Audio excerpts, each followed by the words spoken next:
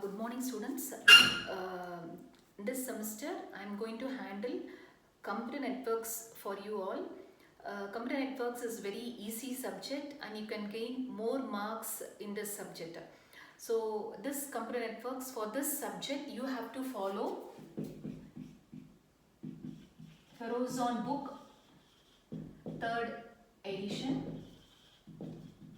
It is available in the library and also you can take it from the PDF also from Google. Okay, so data communication networks by Ferozon. This is a book you have to follow for this subject. So this in this book it is this subject is organized as follows. So in the unit 1, that is chapter 1, you are going to study on the introduction part and physical layer. This networks is divided into layering. So you are going to learn on physical layer and the introduction part in the unit 1 or chapter 1. And in the unit 2, you are going to learn on data link layer and media access. In unit 3, you are going to learn on the network layer. And in unit 4, you are going to learn on transport layer. And unit 5 is application layer. So when you want to study on computer networks, you need to know what is the physical medium you are going to use for communicating and how the data has been sent from one side to another side, that is data link layer. And third is how networking has been done, that is given in network layer. And fourth is transport layer, how transportation has been carried out between the two parties. And fifth is application layer, in which type of application you can use this networks. This is how it has been organized in this book. Okay, the next we are going to see the introduction part. We'll move on to the first unit, that is introduction and physical layer.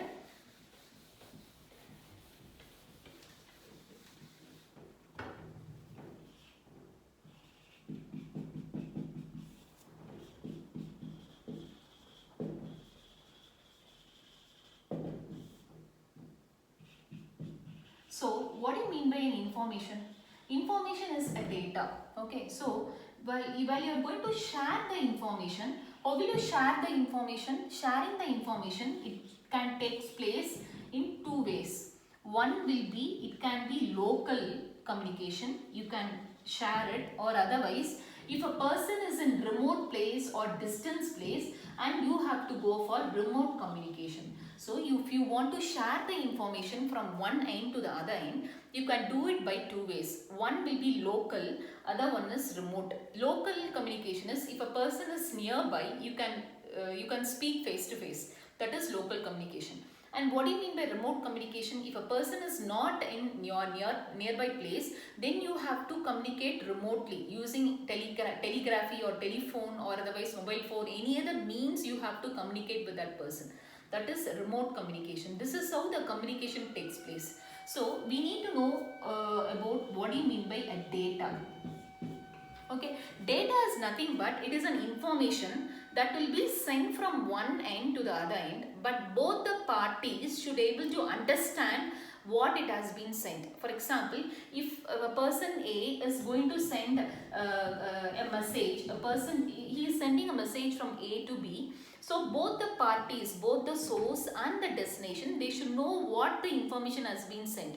So A is the one who is creating the data and B is the one who is going to receive the data. So both the parties should be able to understand the information. That is called a data. Okay. And what do you mean by a data communication?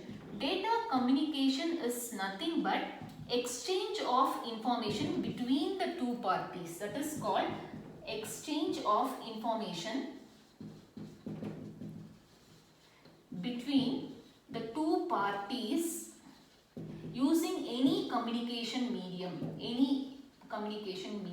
What do you mean by medium over here is, so both the parties A and B, they are going to exchange the information, but what type of communication medium they are going to use. So in old telephone system, if you take, they'll be using some twisted pair cable or coaxial cable, some cable has been used, right? It's a wired communication. So this is called your communication medium, that you will be studying in unit 2, I think so.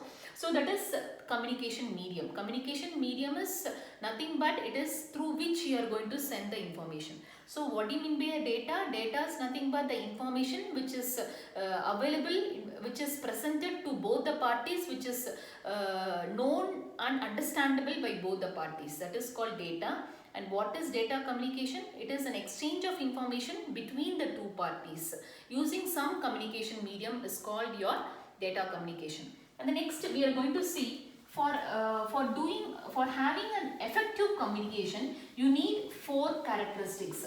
So there are 4 characteristics required for having an effective communication. So what are all the 4 characteristics?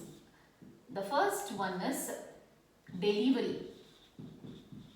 Okay. The second one will be accuracy. And third one is timeliness.